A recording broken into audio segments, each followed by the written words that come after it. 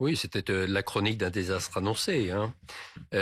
Simplement une observation préalable, c'est que quelque part, il y a d'emblée une atteinte au droit de manifester, puisque c'était une manifestation interdite. Oui, Et ce qu'on peut quand même observer, c'est qu'on interdit plus volontiers les manifestations de cette nature quand ce sont des écologistes qui revendiquent un droit tout à fait légitime ouais.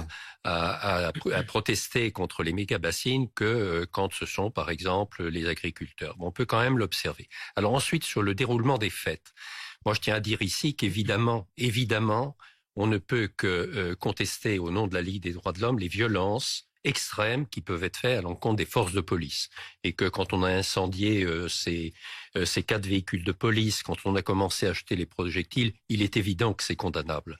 Et que les gendarmes ont ce droit à la défense. Mais c'est pas tout à fait la version de nos observateurs.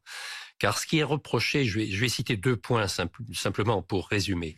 Le premier, c'est que contrairement à la version de la préfecture, il y a eu d'emblée une réaction extrêmement violente de la part des gendarmes, très rapidement, avec par exemple une vingtaine de quads, ce sont deux gendarmes qui arrivent en force, et avec très très vite le déclenchement de tirs de grenades lacrymogènes, il y avait aussi les LBD qui à nouveau sont utilisés, mais de tirs absolument massifs de gaz lacrymogène à outrance.